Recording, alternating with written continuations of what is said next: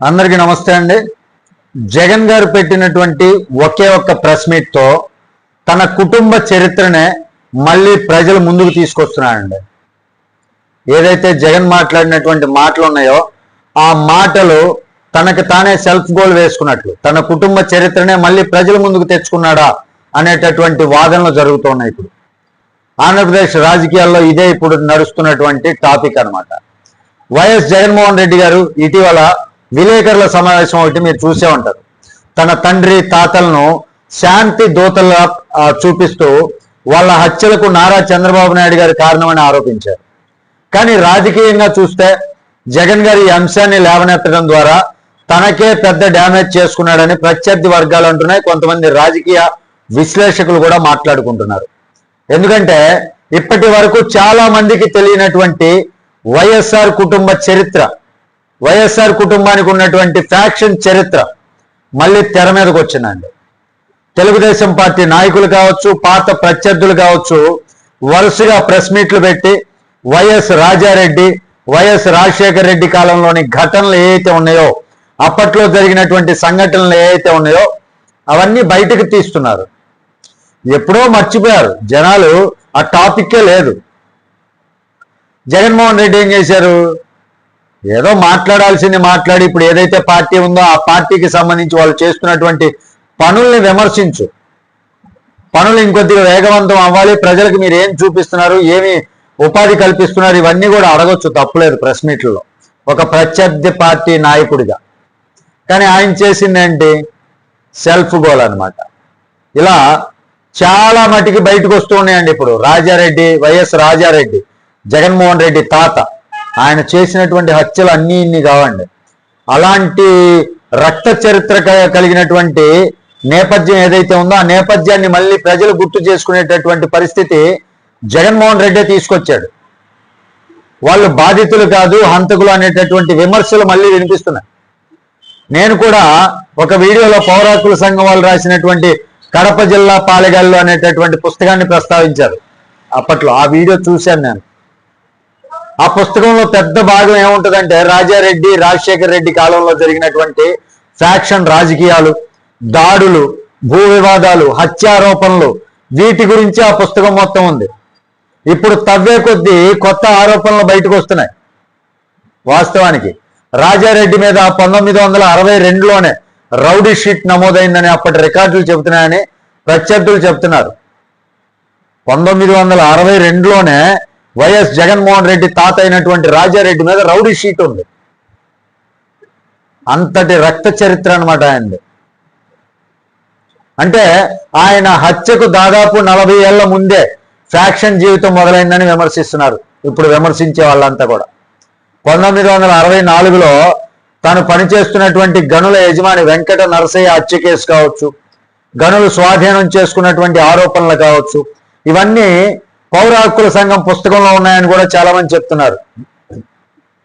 ఆయన చేసినటువంటి దాడులు కావచ్చు, ఆయన చేసినటువంటి హత్యలు కావచ్చు, ఆయన చేసినటువంటి ఇళ్ల దహనాలు కావచ్చు, ఇళ్లని తగలబెట్టడం, తోటలు నరికేయటం, గనులు ఆక్రమించుకోవడం, ఇవన్నీ ఒకటి కాదండి. ఆయన చరిత్ర వింటేనే ఒళ్ళు గగురు పొడిచేటట్టు ఉంటుంది ఆయన చరిత్ర.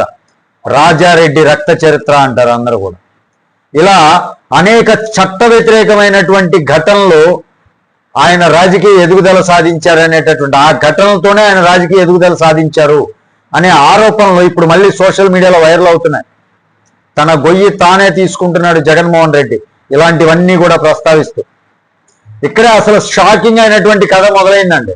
పులివెందుల నియోజకవర్గంలోని లింగాల మండలం పార్నపల్లి గ్రామం 3500 మంది ఓటర్లు ఉన్నటువంటి పెద్ద పంచాయతీ.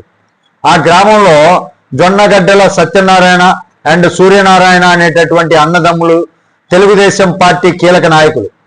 వారికి 100 ఎకరాల భూములు ఉన్నాయి, మద్రాసులో వ్యాపారాలు ఉన్నాయి, స్థానికంగా భారీ ప్రభావం కూడా వాళ్ళకు ఉంది.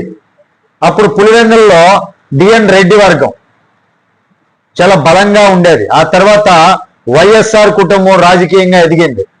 పార్నపల్లిలో మాత్రం తెలుగుదేశం పార్టీకి మెజారిటీ వచ్చేదట. అదే వైఎస్ కుటుంబానికి కోపానికి కారణమైందని బాధిత కుటుంబం చెబుతోంది. 1989లో కాంగ్రెస్ అధికారంలోకి వచ్చిన తర్వాత పరిస్థితి మారిందని వారు చెప్తున్నారు.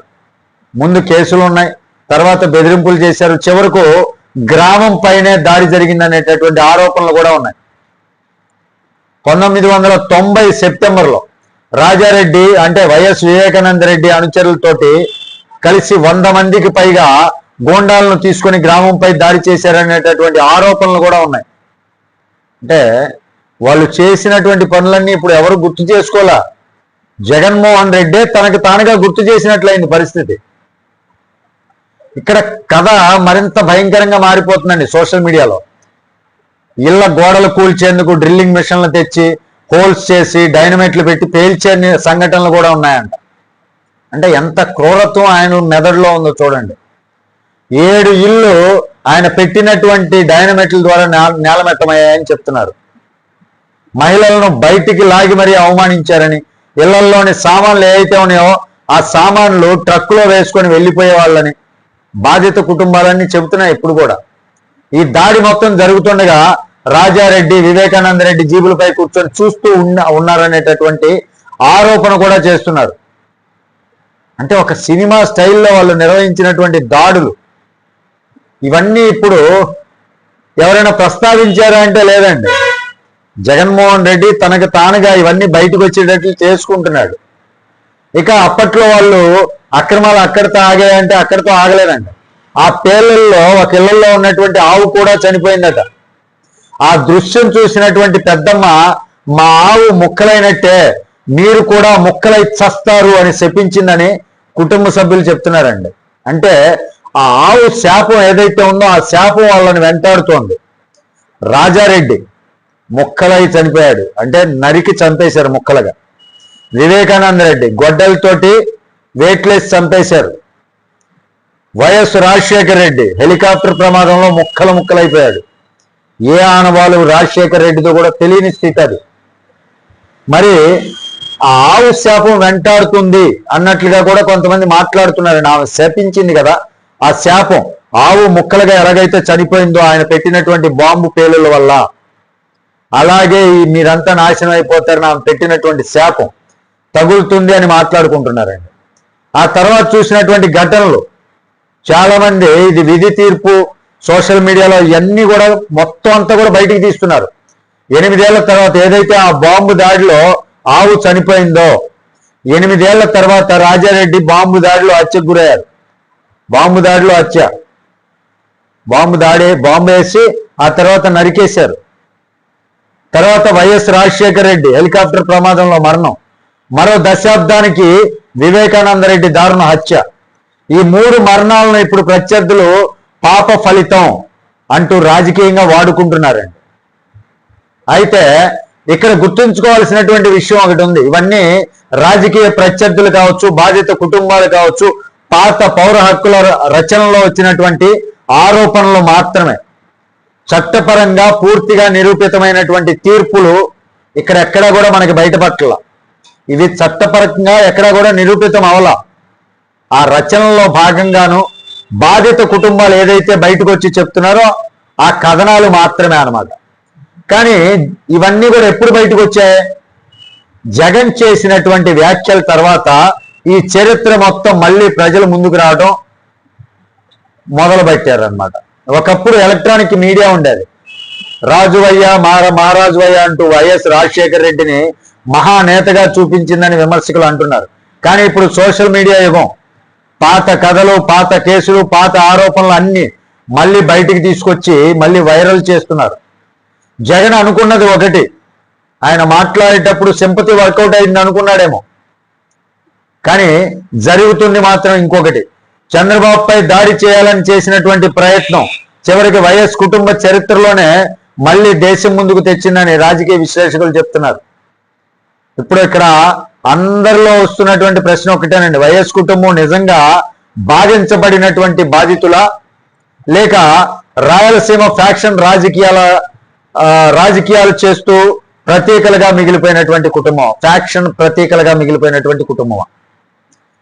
ఈ డిబేట్ ఇక ఆగేలా కనిపించడం లేదండి. సోషల్ మీడియాలో ఎక్కడ చూసినా ఇదే, ఈ రక్త చరిత్ర గురించే మాట్లాడుకుంటున్నారు.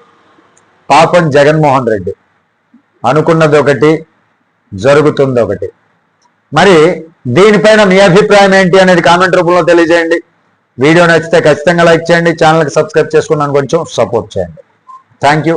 జై హింద్.